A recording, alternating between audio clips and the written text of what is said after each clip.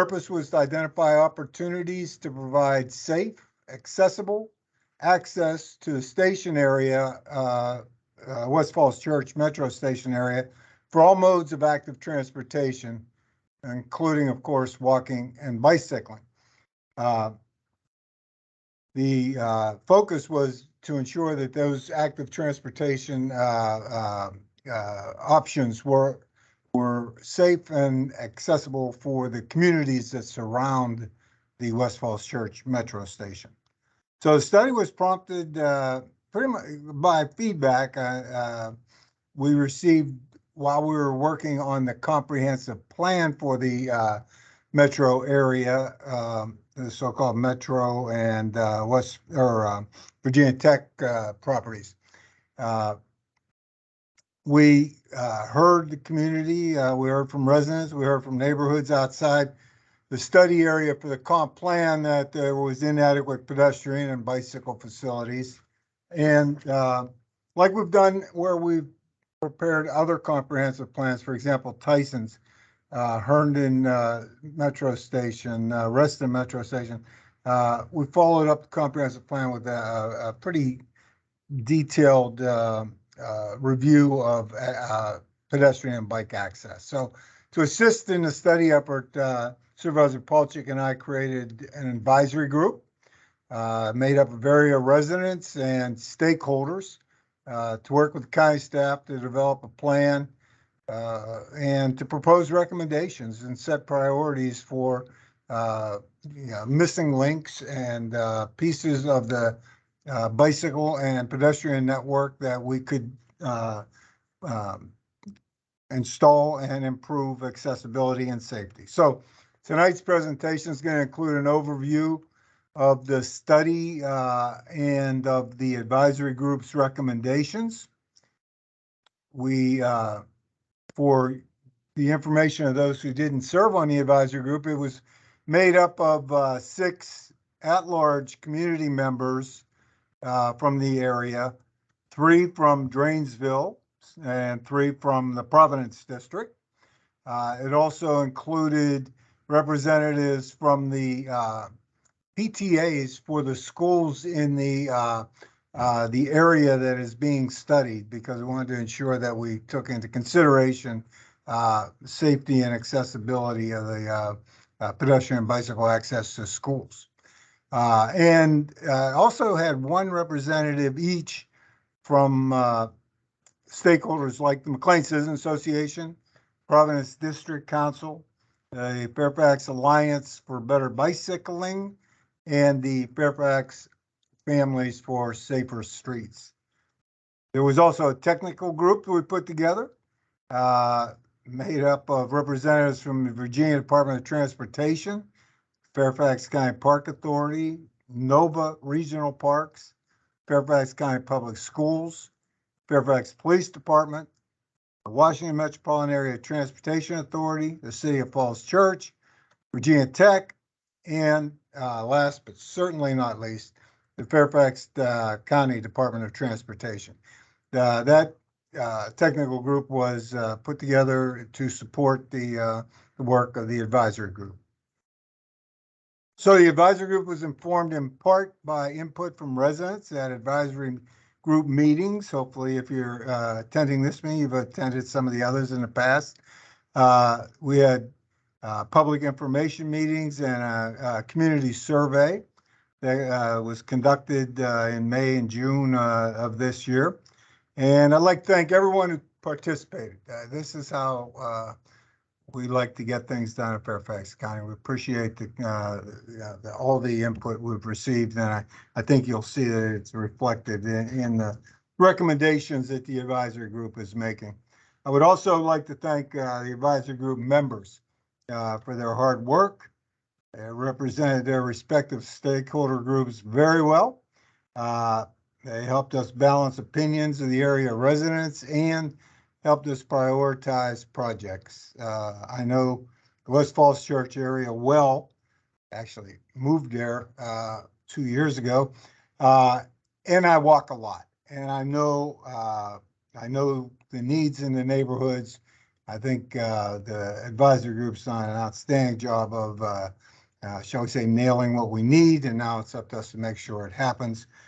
In my opinion, the recommendations that will be presented tonight will enhance the pedestrian and bicycle safety in that entire area, and that was why we started this process to begin with. So with that, turn it over to my friend and colleague, supervisor and neighbor in the Providence District, Supervisor Dalia Palchik. Dalia? All right, thank you so much, John. Such a pleasure to be here. I won't add too much. I think you pretty much said it all. But I just want to first of all thank you for your partnership in this and working with the community, our advisory group has been doing incredible work, and everyone here from the transportation department. I won't try to name everyone, but I see that our Director of Transportation, Tom Bishadny, has joined us. Thank you so much, Tom, for your leadership and direction and for being here tonight. I know you've got quite a few projects across the county. Thank you so much to Tim and Michael and everyone here on the team who's been working with the advisory group and with the community, especially as we look at the results of the survey. So like John, I'm a big walker. I was actually a walker to school for many years, and I think that's where I picked it up. But I know that we have a lot of opportunity, but also a lot of challenges here as we go from a more suburban to a slightly more urban area. And I just appreciate the passion, the ability to have more voices in the conversation, both through the surveys and those of you who have taken the time to join us this evening. It really does make a big impact and helps us as much as we know the community pretty well. No one knows it as well as you do. And so your opinion, your feedback, your insights really do help make this a better project and a better outcome. So to that, thank you again to everyone for joining us tonight for this session. And if you have been part of the advisory group, a special thank you to you as well for representing your community so well. And I think to that, I'm in charge of taking us back to Tim. I believe we're going back to you, so thank you. Thank you. Thank you both. So if we pull up the first slide here, I'll go over the agenda. My name, first of all, is Tim Kutz. I work with the FCDOT, Fairfax County Department of Transportation, as a planner.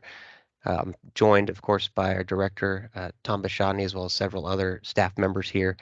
So we're going to try to get through the presentation in a reasonable amount of time to allow folks on the phone and folks who've joined us online to ask questions and provide comments. So starting off, this is one of two. We're going to have another meeting in person at Longfellow Middle School tomorrow. We're going to start that at 7 p.m. So we're going to have a half hour before the presentation starts for people to kind of peruse the room. We have some boards that we prepared with maps, ask staff questions, get familiarized with yourself with the project and the recommendations, and then we'll do the presentation like we're doing today, tonight, after that. So if anybody's interested or wants to see this all again, come on out tomorrow. We can go to the next slide and I'll go over the agenda. I did want to mention as well, we are recording this meeting and the recording will be posted online. And I'm not seeing the agenda yet. There we go. Okay, so first things first, we'll go over the study background and purpose. Supervisor Faust and Palchik already kind of gave you some insight into why this came about, some of the goals and objectives of the study, as well as the makeup of the advisory group and the technical group. So I'll get through those slides fairly quickly because they've been covered in former community meetings that we've had. And then we'll get to the meat of tonight's discussion, which is a priority projects review. We started with 44 projects or areas that were identified by the advisory group and from community members that needed more attention, some improvements for active transportation, and that's been whittled down to 16 priorities, and those are broken out into quadrants, which I'll go over later on in the presentation. Then I'll cover next steps, give you all some idea of where we're heading next and how we're going to close out this study, and hopefully how we can start to fund some of these improvements that have been identified and implement those. And then, of course, we'll have public comment and Q&A, and hopefully we'll have plenty of time to make sure we answer everybody's questions. If we don't get to anything tonight, your question or comment, we'll be sure to follow up with you. So rest assured, everybody will get the attention they need tonight. Go to the next slide. A bit of background. So most of you are, oh, did we skip one or go back? Well, I think this is the right one. The background and purpose. So what is active transportation? Essentially, it's not just walking and biking, but it's any mostly human-powered travel. And I say mostly human-powered because you could be on an electric scooter, electric bike, electric wheelchair. But basically any way to get around, walking, biking, scootering, wheelchairing, you name it. Not just for transportation, but for recreational purposes as well. The county, especially the Board of Supervisors, has been really focused on encouraging active transportation and making active transportation safe and accessible for everyone in the county. Part of that has been through the effort of the Active Fairfax Transportation Plan. So that is the countywide plan, which is looking at improvements and updated guidance to both the existing countywide trails plan and the countywide master bicycle plan. So that's an ongoing effort looking to update that guidance, provide also a toolkit for what sorts of facilities are most appropriate for given roadways, as well as sort of a partnering guidance through the Safe Streets for All program, which is shown on the right. This is really an effort to look at addressing systemic transportation safety issues within the county through a number of different program recommendations. It was endorsed by the Fairfax County Board of Supervisors earlier in the spring. So work is well underway on getting those two efforts kind of up and running. I will also mention, if you haven't heard, the amount of funding for active transportation has dramatically increased. The Board of Supervisors had authorized $100 million dedicated countywide to active transportation improvements over the next 6 years. We're well on our way to sort of allocating funds for that. $5 million had already been identified, and sort of some quick fix projects had been identified to sort of get folks some of these improvements more rapidly. And then as well as the carryover funds for our budget in fiscal year 2023, the Board of Supervisors approved another, I believe it was 25 million for that as well. So a lot of money and a lot of investment being put forward for active transportation improvements, and a lot of work in planning and studying these sorts of improvements, I think has been a really great focus of the Board of Supervisors. Go on to the next slide.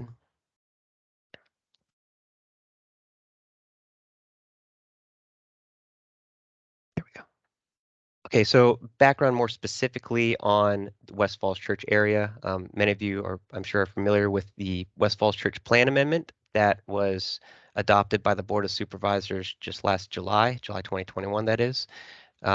That looked at what you can see here on the map surrounding the West Falls Church Metro Rail Station, subunit A1 and subunit A2. So subunit A1 is the WMATA parcel, subunit A2 is the Virginia Tech parcel. And so that looked at providing a mix of uses on those two land units.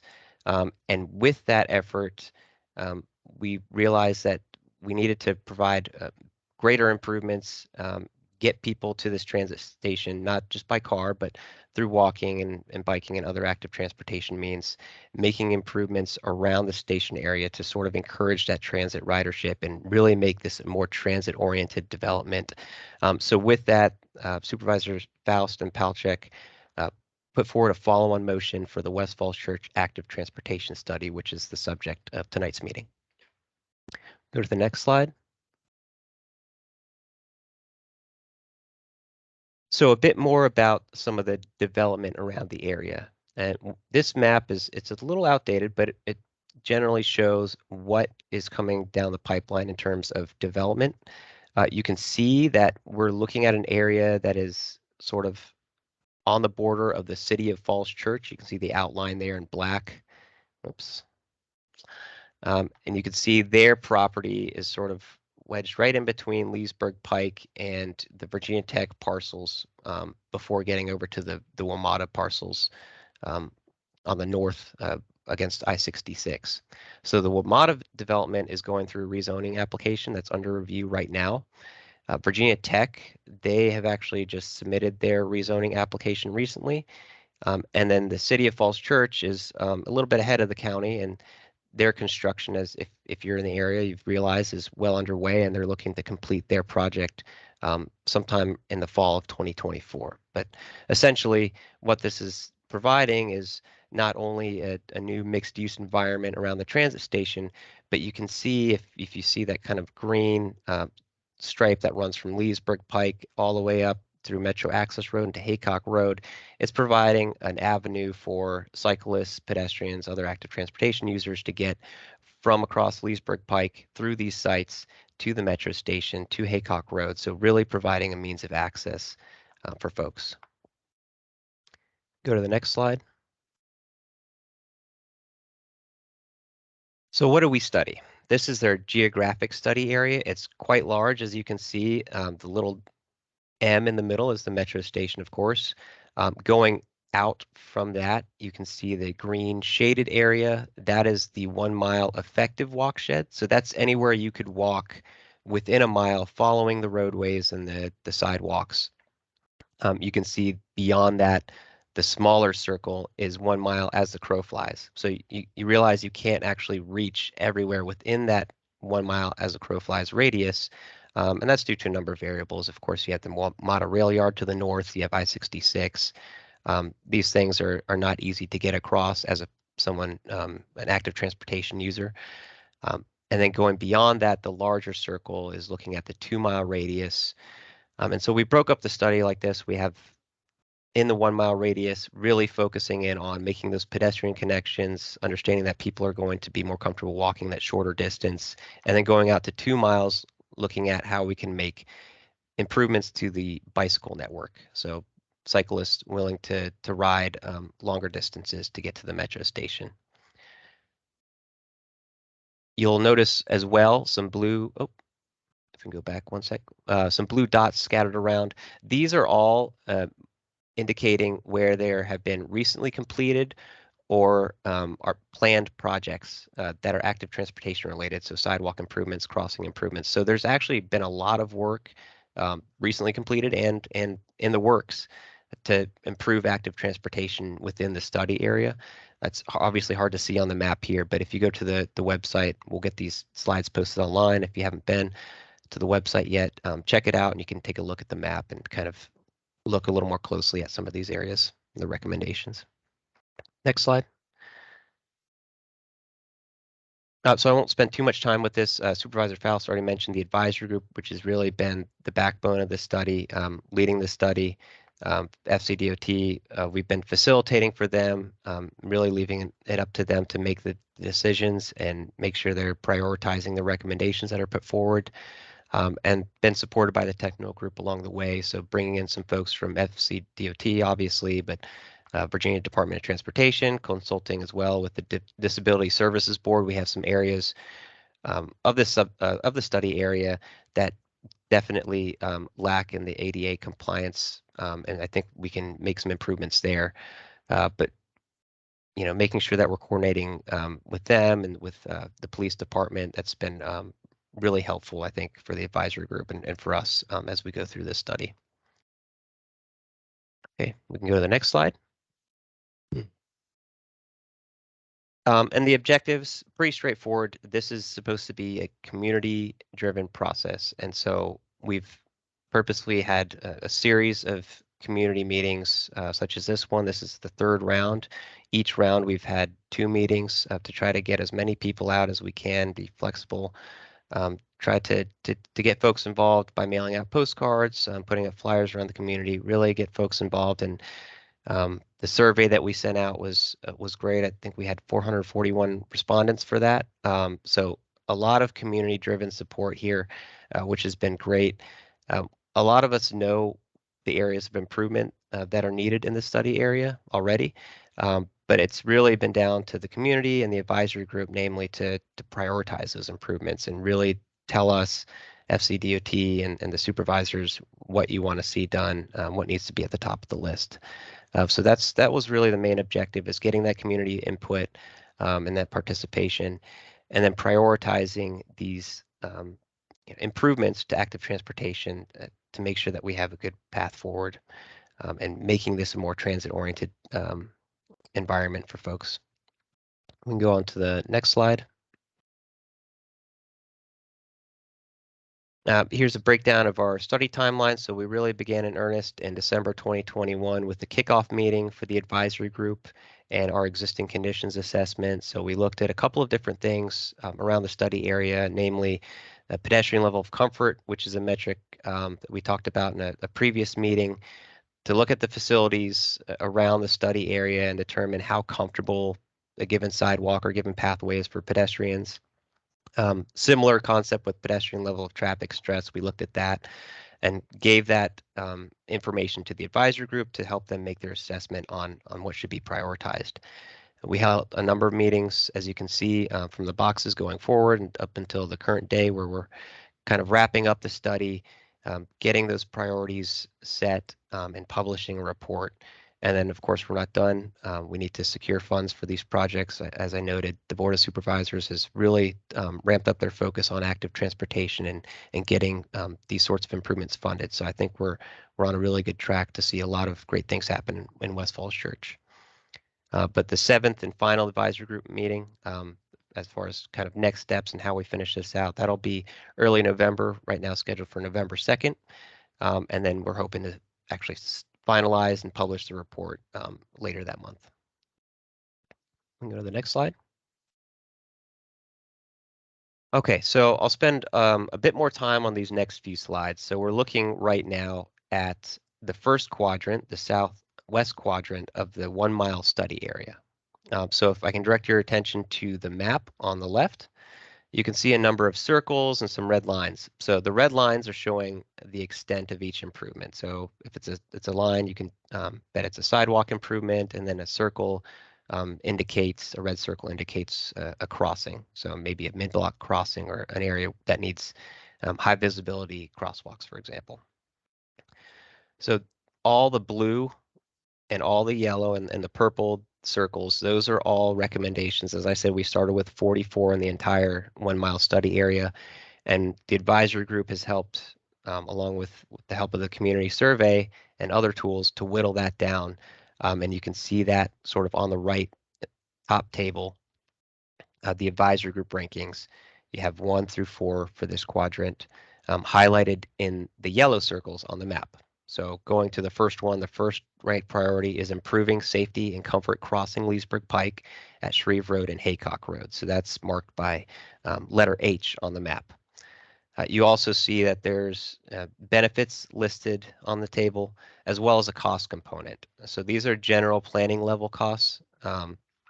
Nothing's really been engineered or designed to great detail yet, but everything's been kind of cost out at a level scale against all the other recommendations in the study, and you can see that scale and the symbology below in the bottom right table. So for that improvement, H, improving the crossing at Leesburg Pike and Haycock, you're looking at potentially a $1 million to $2 million improvement. And that would be putting in potentially a pedestrian refuge at some point, extending the curb, trying to reduce the number of lanes essentially that folks are having to cross to get across Leesburg Pike. And we have made some great headway in that. I mentioned the city's project that they're planning. We did, FCDOT and VDOT recently meet with the City of Falls Church to agree upon having a curb extension at that intersection. So that's a real positive for safety and comfort at that intersection, but there's certainly more we can do. So that's really why the AG landed on that as a top priority, getting folks across to that development. As well as you can see the community survey rankings in the table below that, it was scored very highly in the survey. I think is ranked number 3 in the survey. So you'll see that each of the top 3 recommendations within the community survey is reflected within this quadrant. So second one, construct new pathway along north side of Shreve Road between Chestnut Street and Leesburg Pike. That's another gap that's missing. So we can go on to the next slide and kind of show you some pictures of what I'm talking about. So H, of course, is what I described as the crossing over Leesburg Pike to get over from the Shreve Road side to the Haycock Road side. You can see it's quite expansive. So we'd want to improve that, of course, through the bump out, and eventually, if traffic levels even out and allow for this, to put a pedestrian refuge island in the middle to kind of give folks an easier way to get across. Below that, you can see G and I on the map. That's a sidewalk gap. So you see the north side of Shreve Road here. There's no sidewalk on this side, and then on the south side, there's just a small trail, which is being improved, I'll note, by a City of Falls Church project. We go to the next slide.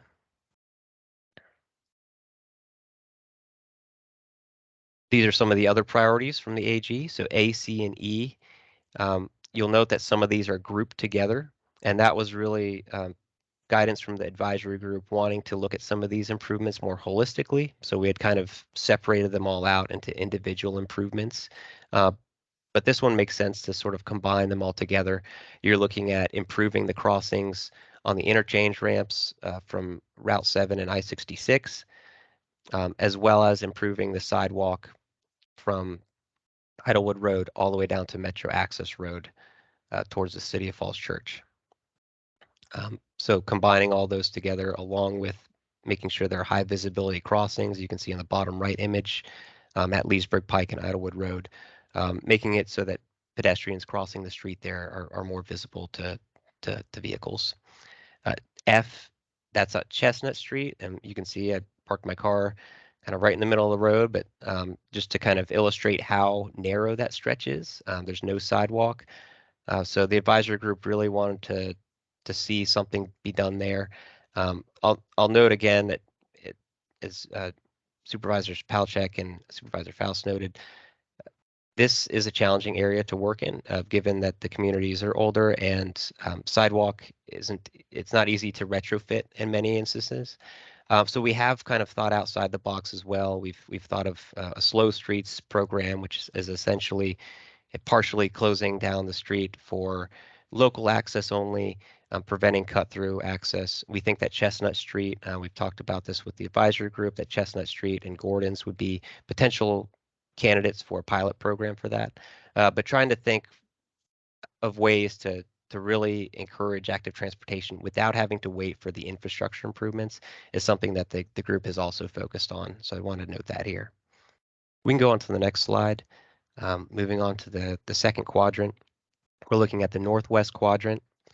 And again, you can see that the advisory group's priorities line up fairly well with what the community survey rankings were. So starting at the top and even looking at the top couple of recommendations, this area is really focused on Idlewood Road and especially access to the Lemon Road Elementary School. So Lemon Road Elementary School, if you can see the map, is sort of by letter I. So adding a pedestrian refuge island on Idlewood Road near the Lemon Road Elementary School was the top priority there. We also wanted to see increased access, or better access that is, for folks traveling from Pimmit Drive over to Idlewood Elementary School. So that could be done in a number of ways. There's letter A, which is sort of making that existing stairway ADA accessible for folks, trying to get through Idlewood Park or Lemon Road Park to get to Lemon Road Elementary School, as well as B, trying to get B and H, combined B and H to provide access via a pedestrian bridge and a sidewalk on Red Road that would then take you up Idlewood Road to the Lemon Road Elementary School. So again, a lot of the focus, at least from what we heard in the community survey and from the advisory group, is really providing access along and across Idlewood Road, as well as you can see toward the bottom of the map, access to the metro station through the Wilmata Rail Yard. This one was a bit more controversial with the group and I know with the community, given that there are concerns with security and access through the rail yard. Not to mention, as you can see, the cost component of that. It's definitely probably the highest cost recommendation in the study. But it did rank high on the community survey. There were several advisory group members that wanted to see this put forward. It is in our comprehensive plan to see a connection there. So the advisory group felt that it was necessary to include that as a recommendation. So you can see we have a whole mix of different types of recommendations, different costs. And I think that really helped the advisory group in their decision-making process on which to rank as their top priority here. So we can go to the next couple slides and I'll show you kind of to illustrate some of these recommendations. So you can see I is that mid-block crossing over Idlewood Road to the Lemon Road Elementary School. A is the stairwell. This one, I will admit, would present challenges. I would definitely need a feasibility study to see if we can make this ADA accessible, given the spacing in between the two homes, the two properties here. And then G, this is depicting the access that would sort of go through the Wilmata Rail Yard kind of alongside I-66 and then connect to the metro station from Idlewood Road. Go to the next slide.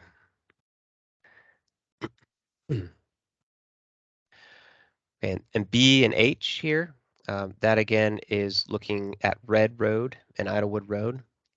So this one I'll note, actually, I mentioned that there's been a lot of talk of funding active transportation projects. There's been a federal program that was implemented recently and the county recently applied for to sort of make active transportation improvements throughout the county. A lot of federal money, I think it's $1 billion over the next fiscal year. Obviously, that's nationwide, but the county has put together a really strong application to try to get 30 million of that and fund some of these active transportation improvements around the county. This would be potentially one of them. So regrading this embankment here, as you can see, it kind of blocks the sight line from Idlewood Road, and then putting together a high visibility crossing for folks to cross over Red Road, and then make your way on towards Lemon Road Elementary School, which is sort of in the distance. D is looking at Pimmit Drive and Route 7. So you can see there's not a lot of safe crossings here, high visibility crossings, I should say. So focusing on this area to get folks safely and comfortably across both Route 7 and Pimmit Drive was another priority of the AG.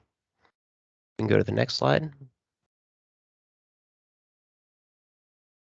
Okay, now we're looking at the northeast quadrant. So here you see the main focus of this quadrant was access along and across Great Falls Street, as well as looking sort of towards the eastern part of the map. You see Westmoreland, looking at access across Westmoreland and at the intersection of Westmoreland and Haycock Road. So again, the advisory group not only focused on connecting to the metro station, but one of their key considerations in this study was how to get students to and from school safely. So Haycock Elementary School obviously played a big part in this. That's located near the intersection of Haycock Road and Westmoreland. So that was really one of the reasons that priority, letter F, scored high on their rankings. You can see there's a bit of divergence between what the community survey shows and what the advisory group priorities show. And that's really because the advisory group felt that some of the the improvements along Great Falls, across Great Falls Street, and the improvements that would lend themselves more to connectivity and access to the elementary school were more important than, say, letter A, which scored rather high on the community survey. Letter A, as you can see, is providing access at the Pimmet Stream Trail, sort of on the northern portion of the 1 mile study area. But generally, the eight advisory group was very much in line in prioritizing their recommendations with what the community had asked for. So we can go to the next slide, and I'll kind of show some images of the recommendations. G, you can see, is the intersection of Casemont and Haycock Road. This would be a really important crossing, not only for people that want to get to Metro and get to the trail. There's a trail on the north side of Haycock Road, but also for students who want to get to, as I mentioned, Haycock Elementary School, sort of towards the east of the 1 mile radius. So trying to think of a way to include curb ramps here, as well as a high visibility crossing over Haycock Road to facilitate that was a priority of the advisory group. Another priority, F, looking at Westmoreland and Haycock Road. This is right by the school. So you can see there are already high visibility crosswalks here, but including some sort of bump out or pedestrian priority in the signal timing, and making this safer and more comfortable for pedestrians and really for students and their families. Another priority that the advisory group thought needed to be put forward. And then C, you can see that is right over at Great Falls Street in Hutchison. A lot of students live over on the west side of Great Falls Street, and you can see from the map, I should have pointed this out earlier, but the yellow lines on the map are existing sidewalks, public sidewalks that is. And anywhere you don't see a yellow line, there's no sidewalk. So you can see that there's not really any sidewalk on that side of Great Falls.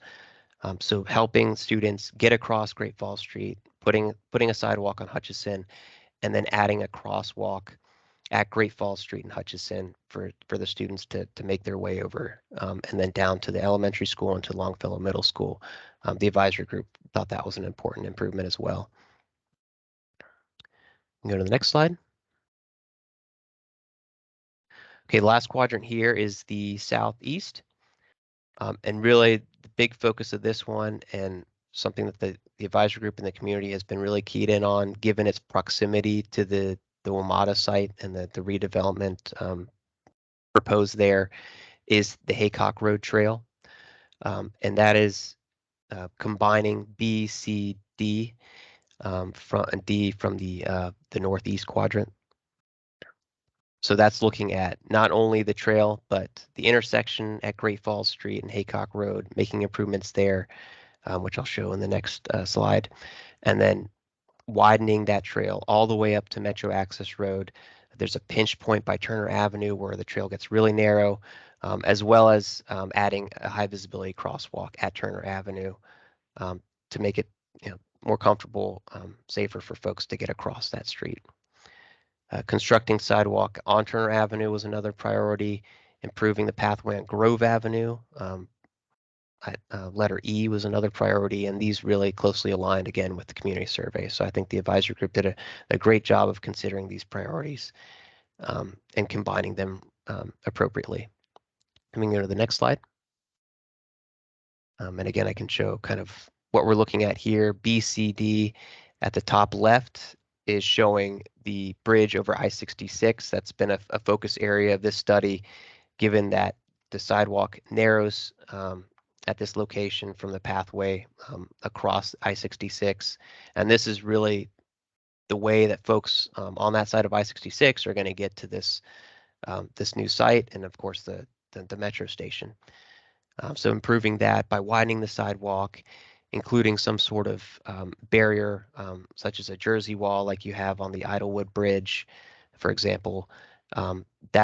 That's really what we want to see here. Wider facility that can be shared by bicycles and pedestrians to get across, and get people over more comfortably to the metro station. B, C, D, and the top right is showing Great Falls and Haycock. So this could obviously benefit from some high visibility crosswalks. There's no curb at the corner. So putting in a curb, kind of creating some more separation between folks walking along the pathway there and the vehicles traveling down Haycock Road, as well as putting in high visibility crosswalks along all legs. And then looking at A, again, making that connection from Turner. As I mentioned, there's not a lot of sidewalk up in that neighborhood, so sort of helping to facilitate that connection with a sidewalk from Turner that would connect to the pathway along the north side of Haycock Road would be a great benefit that the advisory group wanted to prioritize. Go to the next slide.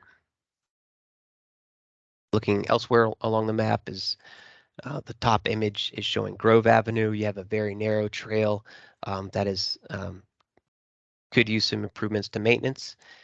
So widening that and sort of flattening that out to a smooth surface. Folks from the City of Falls Church as well would be using this route. They've got this on their bicycle master plan as a bicycle route. So really trying to promote this as a way for active transportation users to get to the metro station from that direction. And then looking at G, providing a crossing over Great Falls Street from at Moley. Again, no sidewalk above that intersection at Great Falls to connect to Haycock Road.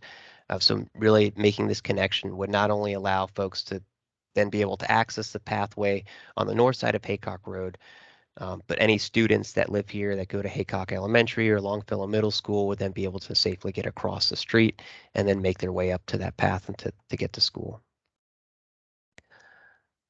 Okay. All right, and then finally looking at our bike map. So really high level view of what we're looking at here, focusing in on sort of the main roads within the study area, Great Falls Street, Leesburg Pike, Haycock Road. Again, the advisory group aligned perfectly with the community survey on this one. The community really wanted to see better bicycle infrastructure on Haycock Road, Shreve Road, and Leesburg Pike respectively. So those improvements are listed on the left, and that's what the advisory group picked as their top priorities. As well as improving the W&OD trail crossing at Virginia Avenue. You can see that's circled an N, and that's one we haven't really talked about yet. So we can go to the next slide and kind of show you what that looks like. This, out of all the projects in the bike map, would be the lowest cost improvement. Most of these other improvements are looking at expanding the walkway or creating a new bikeway, a shared use path.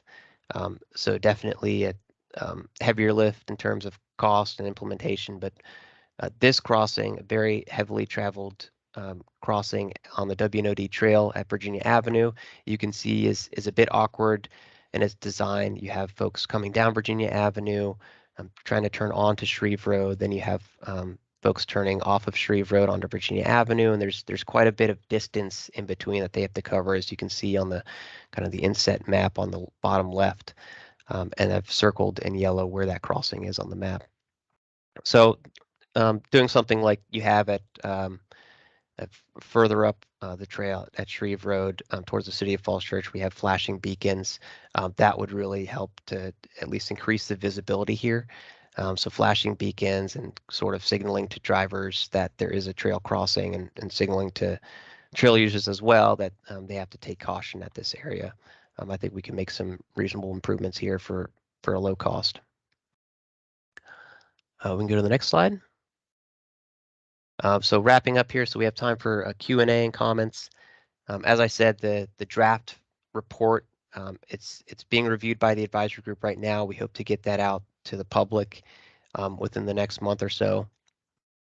We're going to have the 7th advisory group meeting, which should be our final meeting on November 2nd, and that's really to go over their comments and their questions on the draft report and see if anything that comes out of the community meeting needs to be addressed and changed regarding the report and regarding next steps. And as I said, work is not done. Obviously, we need to secure funding for these improvements. We've got really a good effort through this study and prioritizing the improvements and putting together the list of what folks in the community and the AG want to hit first. So that's been really helpful, as well as the greater list of 44 improvements that will be included in the report, not just the priorities, but sort of helping inform, as I mentioned, that the county-wide active Fairfax plan as that goes forward, incorporating the recommendations that you all have shared with us in that effort as well. Go to the next slide. And that's it. Happy to take any comments and questions. My email's listed below. Again, this meeting is being recorded. We'll get the recording up as soon as we can on the study website and share that with you all as well. So with that, Mike, I'll let you, I guess, facilitate the Q&A. Sure. There's a couple of explanations that they wanted to kind of touch on a little bit more. Bob, can you go go back to the southeast quad, please? Maybe it's the southwest.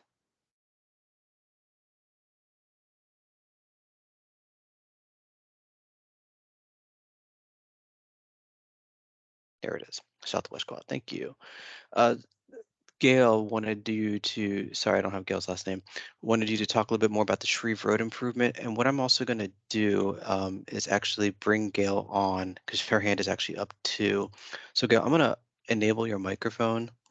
If you want to unmute yourself, because I can't do that for you, then you can go ahead.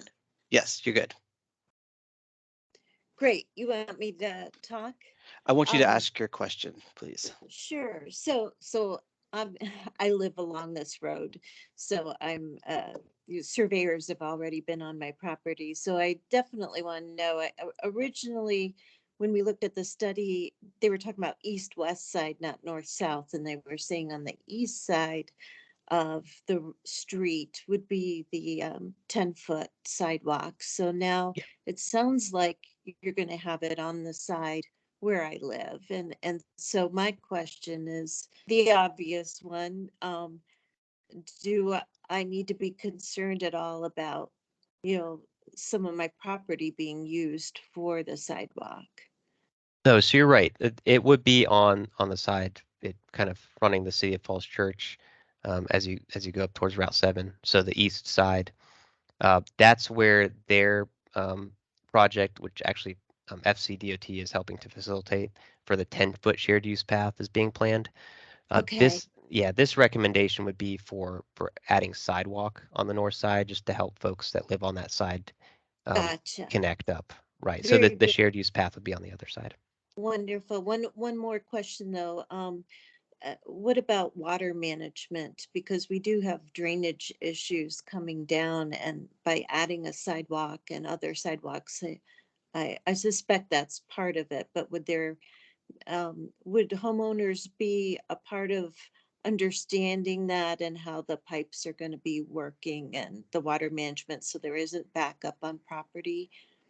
Most definitely. There would be an engineering study, a design study done, and the community would, the folks that live adjacent to where any of these improvements are, would be contacted in advance of that and informed along the way. But that would be certainly part of that engineering study, is looking at stormwater management and sort of, as well as any other utilities and in any constraints along the project. Gotcha. And then along Gordon's Road itself, going up to Chestnut, what is the plan for that part of the road? All right. So Tim, after that, So Gail. that's like from G to F?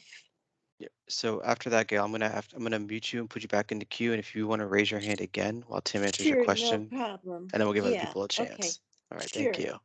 Thank you. All right, Tim, go for it. Sure. So G and I is kind of combining those two recommendations. So I is really sort of filling in a gap. G, you already have a sidewalk existing. So that improvement is really just to widen that sidewalk where it can be widened. And if possible, increase the separation between pedestrians and traffic. So including a wider buffer. And as you approach Leesburg Pike, the buffer kind of disappears. It's maybe like a foot.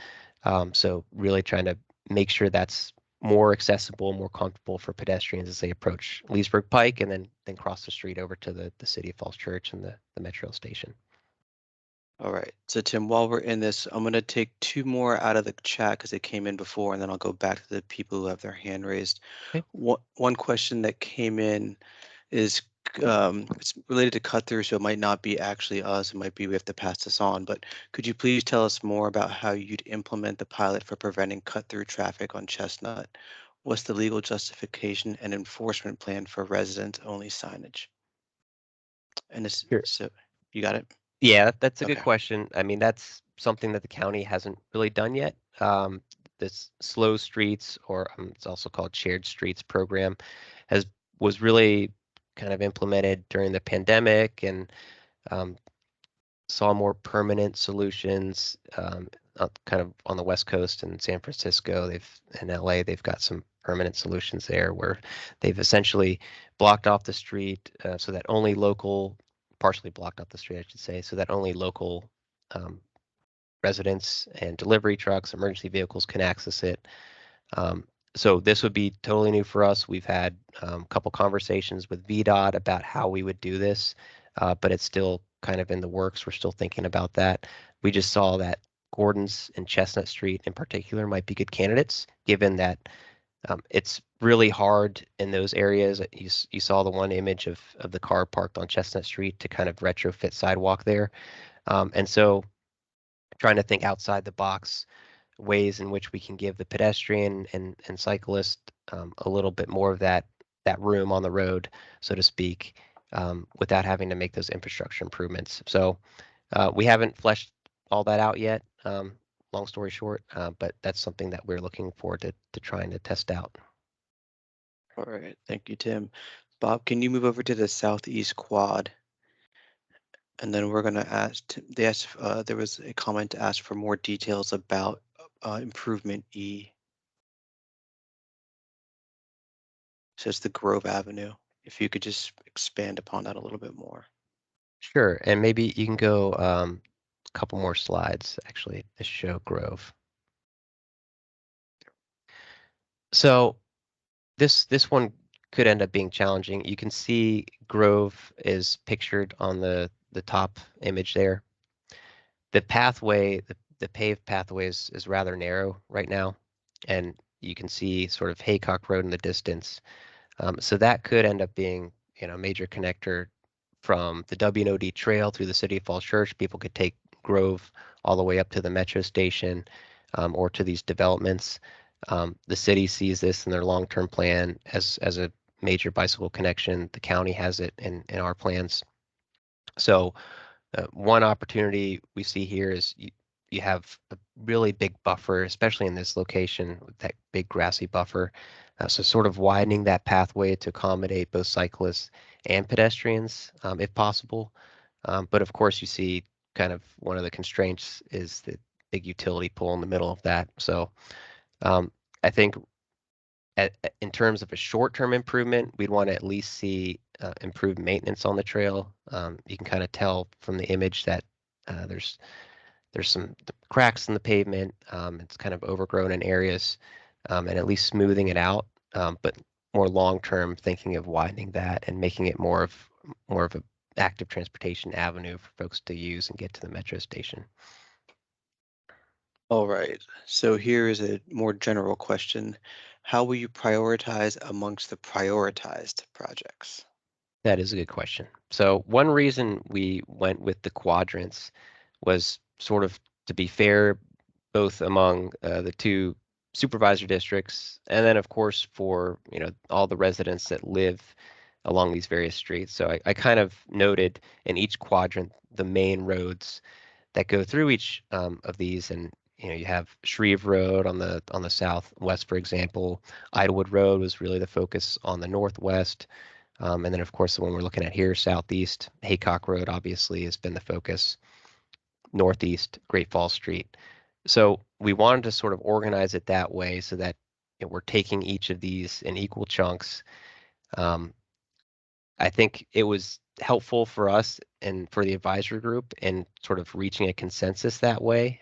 They could look at these sort of separately and say, okay, well, the improvements from my neighborhood need to be along this stretch of road, and these are the top improvements for that stretch of road. There's certainly an argument to be made for doing, top priority of the study, and I think that's something we'll bring up with the advisory group at the final meeting. But again, I think this way also allows for some flexibility for the supervisors to sort of determine which of these in their districts they want to put forward, whether it's the available funding or ease of implementation. So I think it allows the flexibility and sort of the consensus to take shape a little better. Okay, so what I'm going to do then now is turn to the phone. So we have someone with their hand raised. Phone number 703-786-1040.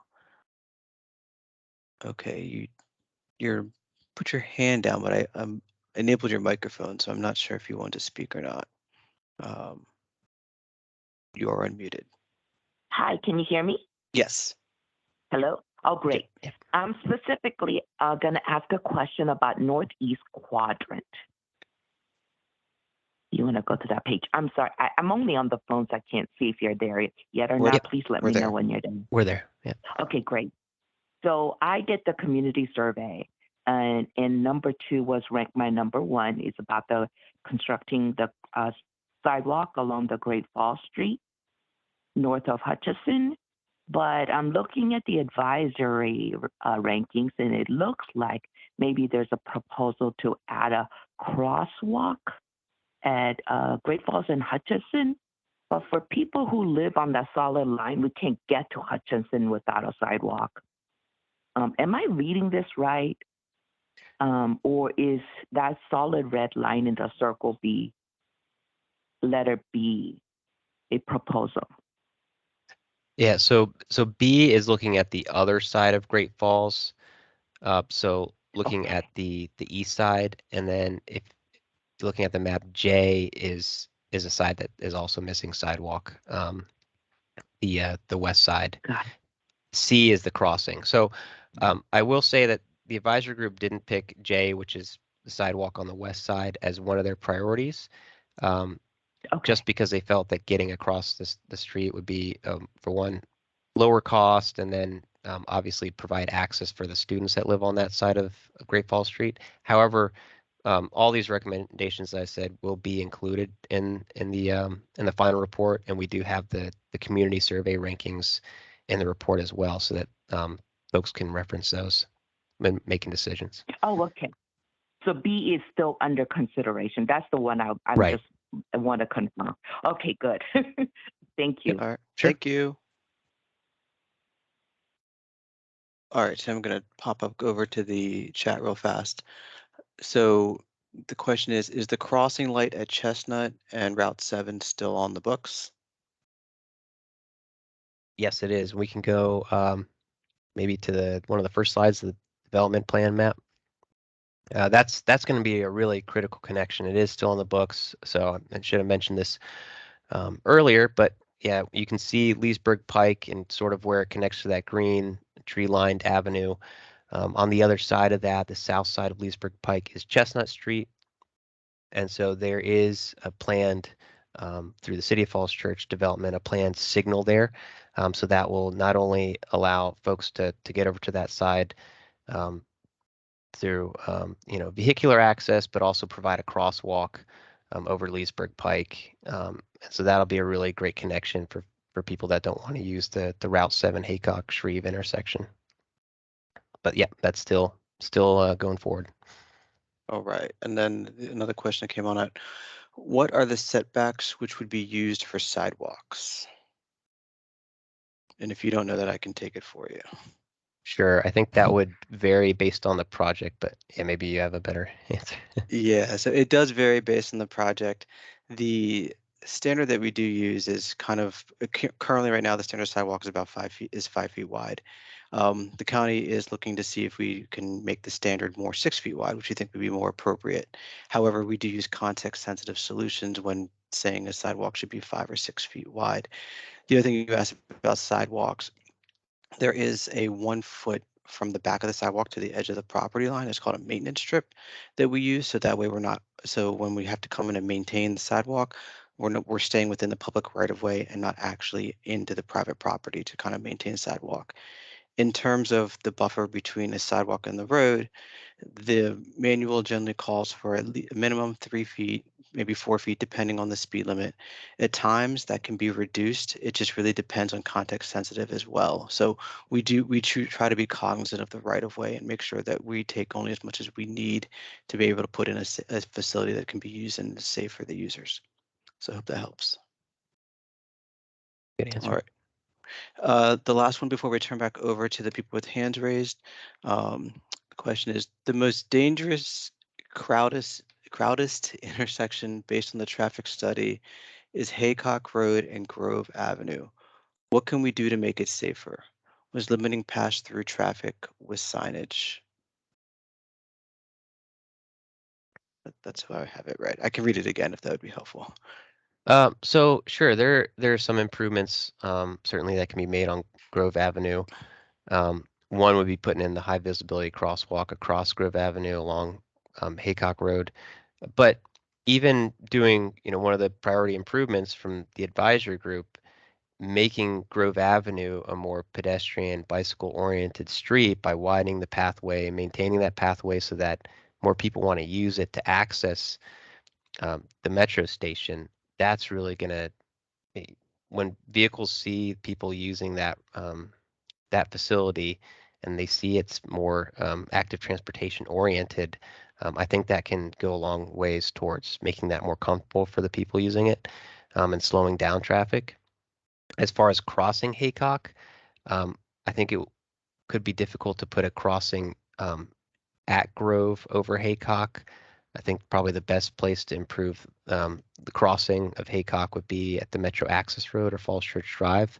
The advisory group did talk about, and we're including this as a recommendation in the report, a road diet on Haycock at some point. This would need to be studied to see what the impacts on traffic would be. But essentially what a road diet is taking a 4-lane road like Haycock Road and reducing that down to 3 lanes. So 1 travel lane in each direction and then a center turn lane to make the left turns. And doing that, you're then not only providing additional space along Haycock Road for active transportation users, but sort of shortening that crossing distance in a sense for people trying to get to the other side. So that is another recommendation that's included in the report and could help there. Bob, can you go to the last slide so that Tim's contact information is up, please? Thank you. So what I'm going to do now is go back to the people with their hands raised, and then we'll go back to the comments that are coming through. Paul Rothstein, I'm allowing your microphone. Your microphone is enabled. You can unmute yourself.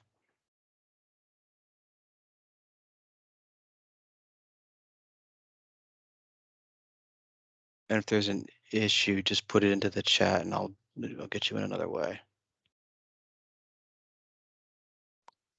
All right, Paul, I'm going to do something else to help out.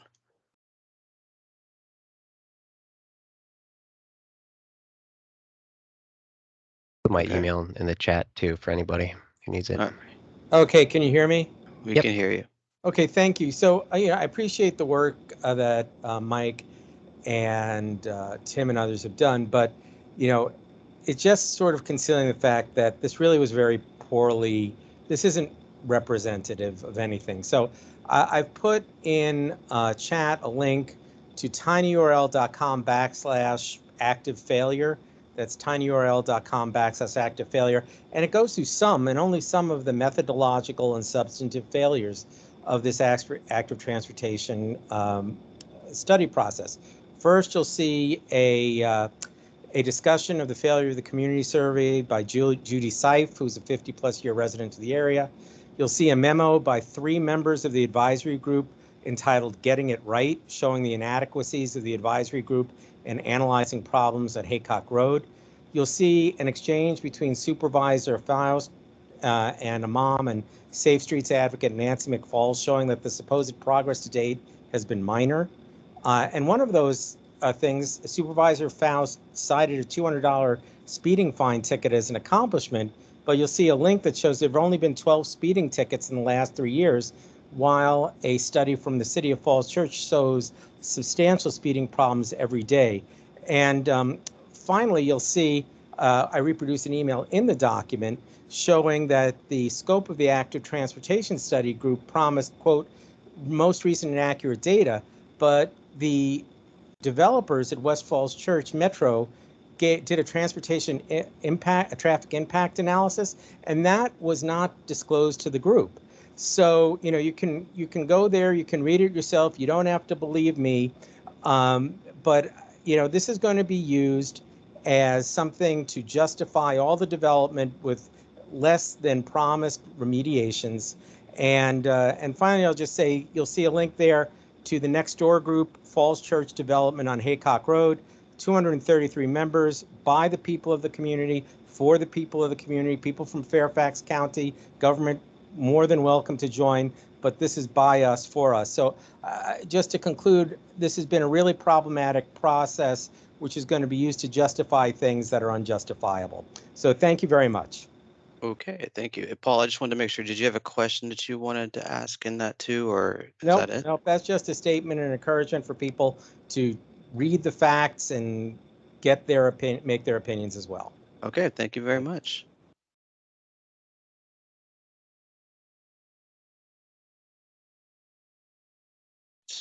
One moment, please. Okay, Chris, I'm going to enable your microphone. Your hand is raised. You can unmute yourself. Hi there, can you hear me? Yes, we can. Awesome, thanks. I hope this is a quick question. The southeast quadrant, I think, has a good example. Was letter K, I believe. It's the intersection of Highland Avenue and Haycock Road. So that's kind of a good example of where you basically have like an orphan sidewalk situation. There's one sidewalk that comes down Highland Avenue, which is essentially a feeder for a lot of other side streets. And then it just basically ends there. There's no crosswalk across Highland Avenue, and there's no crosswalk across Haycock Road there either. And the sidewalk does cross the 66 bridge, and then it ends kind of unceremoniously across the bridge with, again, no real crosswalk. So something like high visibility crosswalk, just paint, would solve a whole lot of problems there very quickly. Is that on the list of the quick fixes I think that Tim maybe had mentioned? So that is on the list of recommendations for this study.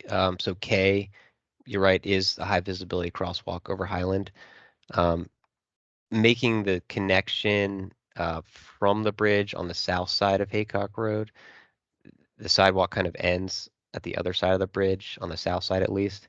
So that is actually recommendation number D if you're looking at the map. Right. That would obviously not be a quick fix, but definitely something that the advisory group wanted to include in the recommendations. But yeah, K would be more the quick fix, sort of putting that high visibility crossing in over Highland. And is that part of that funding that you mentioned for things that can be done quickly, or is it tied up like everything else? So the 5 million, I believe those projects were already identified. But like I said, there's 100 million that the board is looking at over the next 6 years, again, countywide. And a lot of these easier, quicker, cheaper improvements, like putting in high visibility crosswalks. I know our active transportation team has been looking to identify. And so we're obviously going to publish this report, give it to them, give it to the supervisors to consider as well when they're making their selections. But yeah, this could potentially be included in a future project like that. Okay, thank you, Chris. All right, back over to the comments real fast. All right, Tim, is anyone planning to eliminate right on red turns at the intersection of Route 7 and Haycock? And I can take that if you want. So it depends. If you're looking at Haycock, okay, yeah, so Haycock going south, turning right onto Leesburg Pike. So I know, I mentioned that we looked at, with the City of Falls Church and VDOT, a curb extension there. If we ended up doing that curb extension, which I believe, I don't know yet if that's been approved, but verbally through our discussions was, um, then yes, you would need to make that a no right on red situation. So that would also help, obviously, safety crossing the intersection. And Okay. Mike, I don't know if you had. Nope, you got it. Okay. All right. This next question is, there is a lot of focus on the intersection of Haycock and Great Falls and Haycock and Route 7. What about the intersection of Haycock and Highland, which I think you've addressed a little bit? Yeah. Okay. So like I said, with Haycock and Highland, putting in that high visibility crossing, and again, if we did something like a road diet, which of course would require further study, that could help improve that crossing as well, not only at Highland, but kind of along Haycock Road towards the city. Absolutely.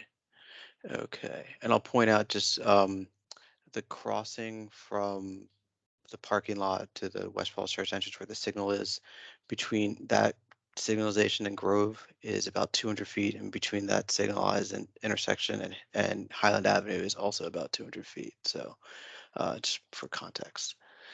Next is, do study recommendations in blue that are not yellow priorities have any realistic chance of implementation? Sure. Yeah. I mean, I think anything that this group has recommended has a chance of getting implemented. It's just a matter of time and money. And I think that's really why we want to do this prioritization exercise, is because there are a lot of projects in this pretty large study area that um, could improve active transportation. That doesn't mean that all the priorities will be addressed in the next several years, or even even the top 2 or 3 priorities. But we're hopeful that we can at least, get some of the, number one ranked priorities knocked out in a reasonable amount of time. That's why we've done this exercise. But we want to at least have, the ones in blue, that, the whole list of 44 on here, in case more funding does become available, and there is more of an appetite, as there has been in recent years, to put more money towards these improvements. So yeah, I'd like to think positively on that one, and that we can at least get most of these in the next, I don't know how many years, might take a while. Yeah, hopefully. All right, I'll take 2 more comments out of the chat and then we'll switch back over to the people with their hands raised. So this next question is, what does study recommendation mean and what are next steps and timelines? And you goes on, I'd like to do anything I can to progress conversations around adding a sidewalk to Pine Castle. Okay, yeah. So that one I know did not make a priority. I think, with Pine Castle and some of these other neighborhoods that have, a lot of sidewalks, sidewalk gaps, I should say. It's difficult to get buy-in from all the homeowners that live along that stretch. So we've thought about different solutions. Like I said, the Slow Streets pilot program.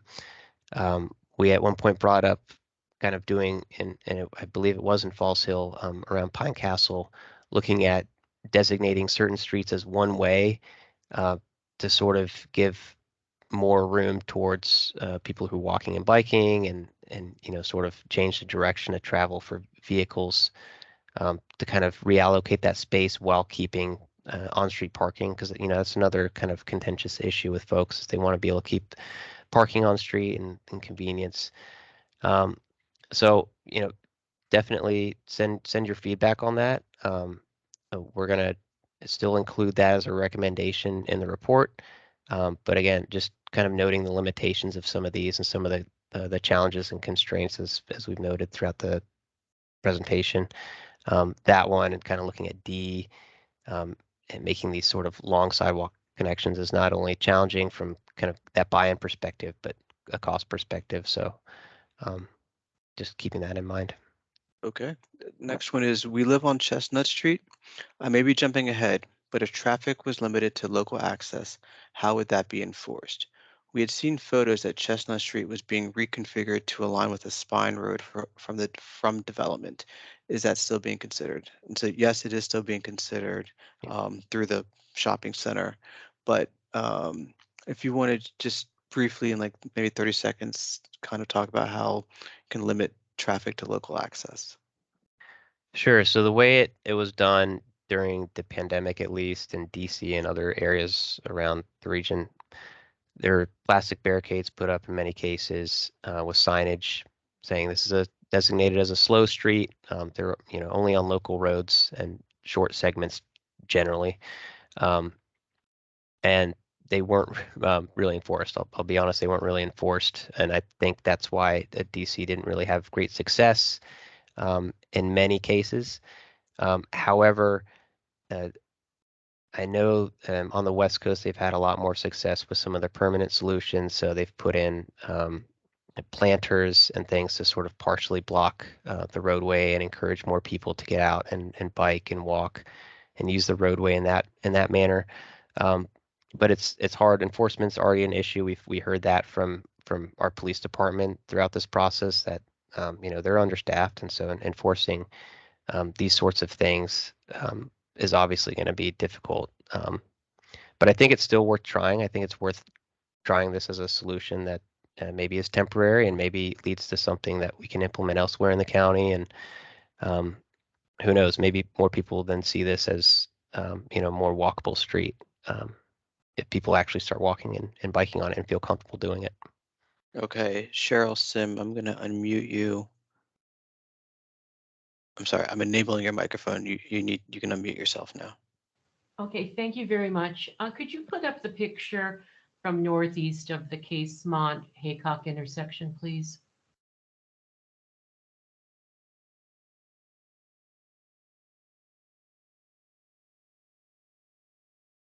Okay, so it's G. Several weeks ago, we had a fairly significant vehicle accident right at the corner where a person turning left onto Casemont was struck by a pickup truck that was going towards Haycock Elementary School. The truck ended up in the front yard of the house on the corner with the split rail fence. And luckily nobody was hurt, but both vehicles were severely damaged. And I know, Tim, you were just talking about enforcement, but I have to say, for the first time in the 30 years that I've owned this house, and actually for the first time in the past 6 months that I've been a member of the Active Transportation Committee, I am genuinely afraid of walking in this area. And I know Supervisor Faust is listening, and I know the police have staffing issues, but Supervisor Faust, I'm going to make an appeal once again to have some traffic enforcement on Great Falls, Haycock, and Westmoreland. I just read that, we're all being subjected to vehicle violence right now with the speeding, and the speeding is really out of control. So Tim and Mike, great presentation tonight, but Supervisor Faust, if you want to comment on the lack of enforcement, I'd really appreciate it. Thank you.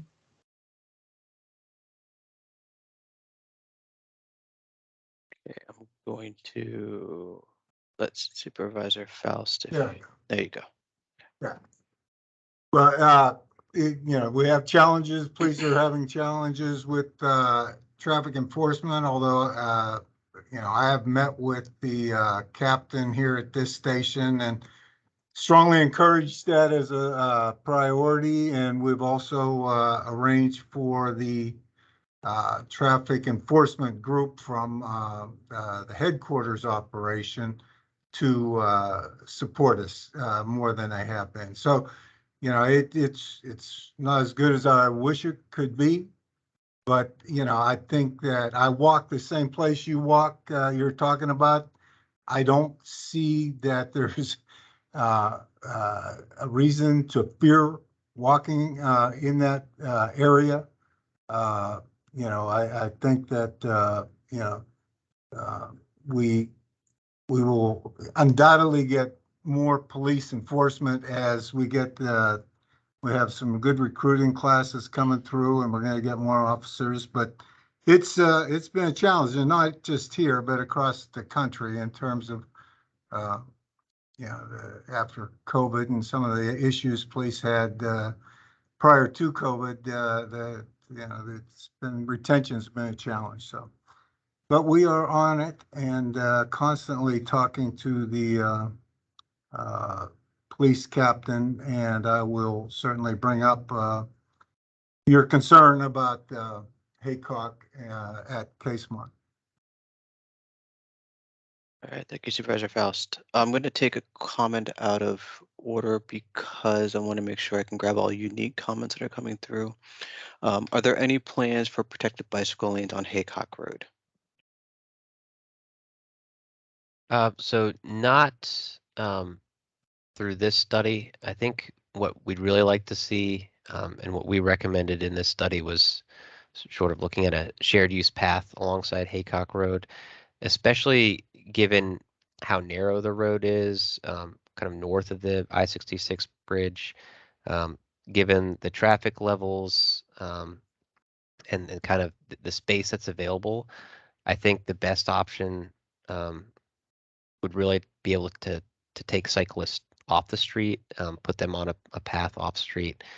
Really, that would be most beneficial to the average user, kids and adults who might not be comfortable kind of on the main road. And I think even extending that into the city, continuing along kind of like a shared use path along Haycock Road, would be the best option for cyclists. All right, thank you. Gail, you have your hand raised again, so I will go ahead and get to Gail and Chris on the phone, then we'll move back to the comments. Okay, Gail, you can unmute yourself. Okay, yeah, and it is a comment. It's, will homeowners be notified, or when will they be notified that they could lose some of their property due to adding sidewalks? And is there any compensation to homeowners for losing some of their property? Okay, thank you, Gail. Mike, you might be better to take that one. Sorry. So yes, homeowners will be notified during the design process of kind of how the design will occur. Again, to the extent we can minimize impacts to properties, we will do so. If we can avoid it, we will do that, obviously. If there does need to be an acquisition of private property, then when that's identified through when designs are kind of more formalized, then the county right-of-way agent will contact, or VDOT will contact the property owners individually, let them know of kind of the project and the extent of the impacts, and they'll go through an appraisal process for fair compensation of land. So that is a detail to be worked out when the designs are more formulated. All right. Thank you, Mike. Yep. All right. Getting back to the comments, let me see here, Tim. You mentioned several promising sources of funding. Do you know when the earliest possible start date might be for the first round of improvements? No, I don't. Again, that Tom, you just joined, so I don't know if you wanted to. So sure, Tim. So the first round for the first 5 million will actually be going to the Board of Supervisors for their review next Tuesday. And then we will be bringing the next 25 million, the recommendation for the next 25 million to the board during the first quarter of 2023. And then following that, we would start the implementation of those projects. Okay, thank you, Tom. Thanks, Tom. All right, Chris, you had your hand raised, so your microphone is enabled. Thanks. Yeah, and actually, it's similar related topic, funding. Has there been any consideration to trying to discover new sources of funding? I mean, I think we're all talking about this kind of around the fact that there's going to be all this development forthcoming. And so I guess I'm curious what thought process is going through. I know proffers have somewhat fallen out of favor. But I guess, anything at all in the lines of any additional tax revenue from that development should be earmarked specifically to fund all these projects before going into the, larger county coffers, and some kind of prioritization, because if we're essentially suffering the impact of that development, shouldn't we also be benefiting from it and making it a safer area to live in? Is there some kind of an offset, I guess? Because it's a little frustrating to hear how many things really need to be done, and there isn't going to be enough money. Yeah, I wouldn't say that proffers have fallen out of favor.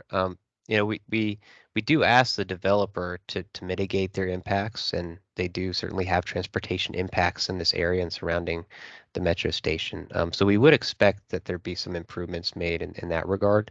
As far as new sources of funding, I did mention the Safe Streets and Roads for All federal grant. That is a new grant. Again, a big, $5 billion over 5 years nationally, but of course there's plenty to go around, and the county has applied for that to get 30 million in funding to make these improvements, specifically active transportation improvements.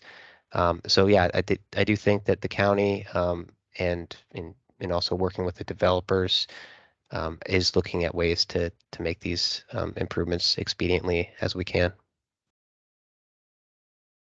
And I'll also add that the area was developed at a time before sidewalks and bike lanes were really given high priority. So obviously we're trying to go back and retrofit a lot of that, and especially in this particular area. So it's going to take time. It's going to take funding and resources to get there. But if development comes online, they obviously, as Tim said, will ask to mitigate their fair share and make sure that they're providing a benefit to the community as well when they're coming in. Back to the comments, long term, what can we do to provide the safest crossing for walkers and people on bikes headed to Meridian High School and Mary Ellen Henderson Middle School and the new development? A bridge or tunnel or more traffic lights with LPIs, leading pedestrian intervals for everybody else.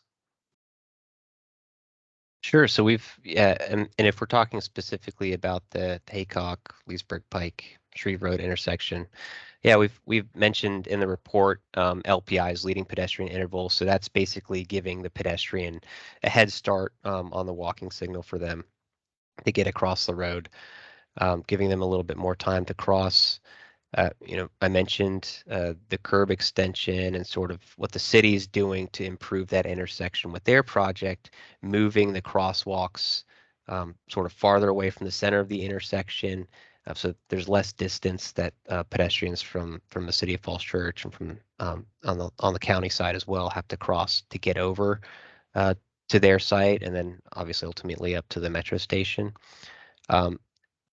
One effort that I did not mention is the Virginia Tech Smart Cities grant. That's a $10 million grant that the City, Falls Church, County, Virginia Tech are looking at to sort of implement some smart technology, which could include adaptive lighting, so making pedestrians more visible in the nighttime for vehicles, and then sort of implementing some of this technology into the signals themselves, so traffic signals, to allow for more dynamic signal phasing to allow pedestrians time to cross, not necessarily relying on kind of what's out there today and the structure that the signal's coded to today, but sort of allowing, based on the volume of pedestrians crossing or the volume of traffic queuing up at each leg of the intersection, kind of being more dynamic and controlling that volume. So that's one way. I know the city is also proposing a hawk signal along south of Falls Church Drive, kind of more towards the border of the city and county on Haycock Road. So that would allow pedestrians and students to get across Haycock Road to the schools.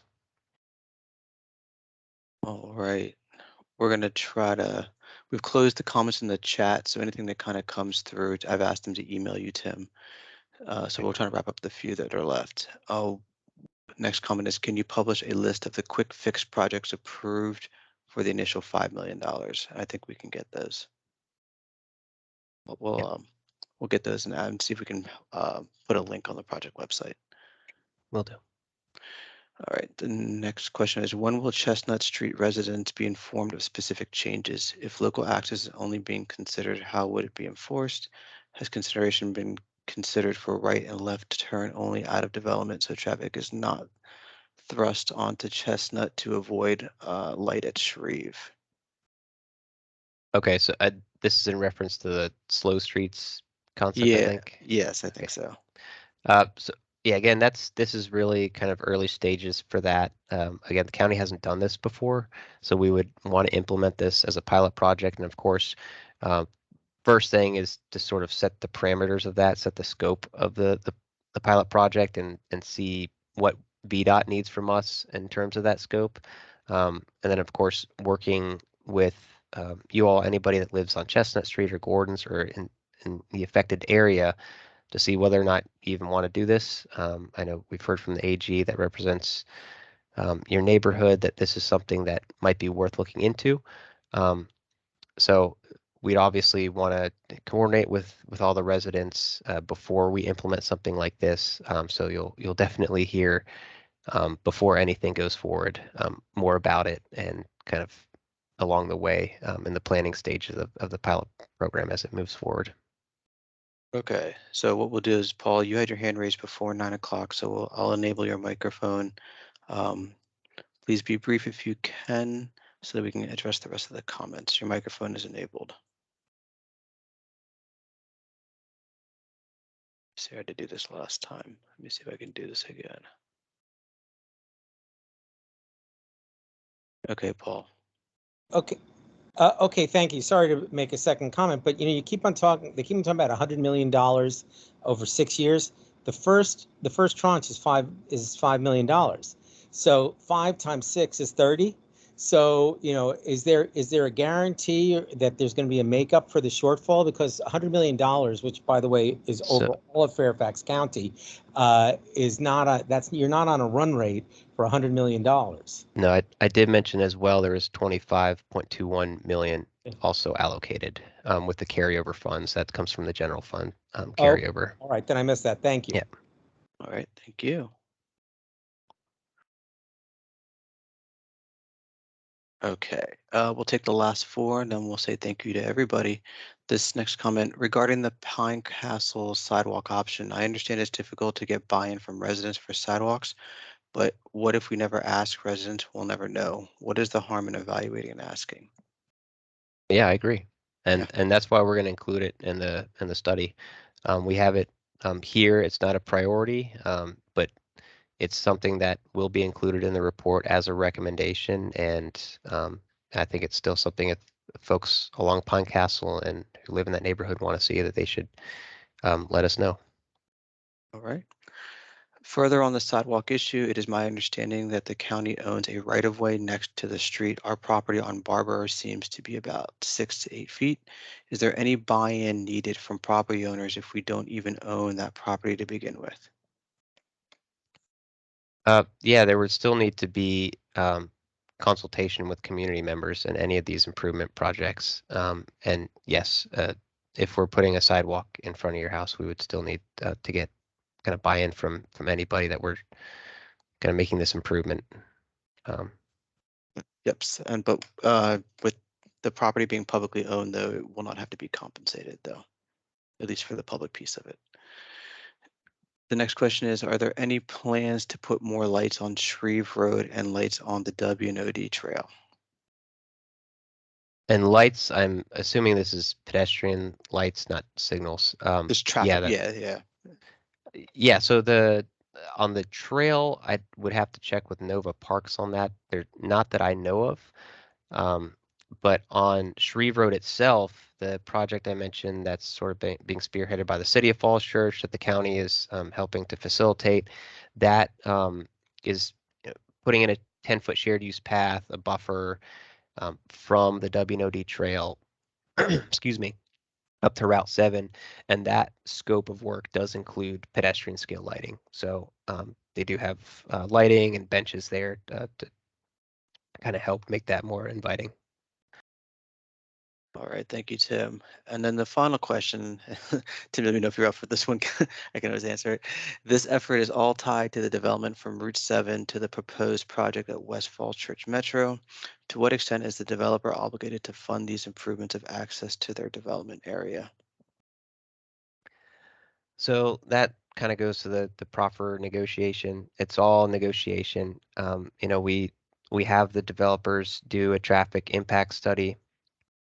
We know that more traffic is going to be kind of driving into these sites from various parts of the county to use the amenities, the people that live there, the people that work there, or will live there and work there. People will want to walk and bike here. That's a transit station area, so we want to see more people doing that, walking and biking to the metro station. And so it's reasonable to then ask developers to contribute in some way to mitigating the impacts that they have on that network.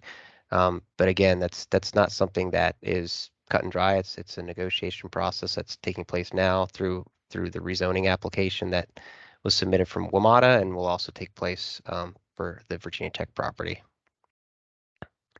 Okay, with that, Tim, that is the end of the comments that came through before 9 o'clock. Again, we have another meeting tomorrow night. It'll be in person. It starts at 7 o'clock with boards for 30 minutes. We'll kind of get there so you all can kind of look a little more closely if you like. And then the presentation that was delivered tonight will get and start at 7:30 tomorrow. Tim, is there anything more you want to add on? Nope, that's it. Thanks everybody for coming out and thanks for your questions and comments. Appreciate everybody's input tonight. All right, thank you so much. Oh, Tim, where's the in-person meeting? Oh, that is at Longfellow Middle School. So that's along Westmoreland Drive, up kind of near Kirby Road, Longfellow Middle School. And look for signs that will be posted. It'll help you direct you to the meeting location. Yeah.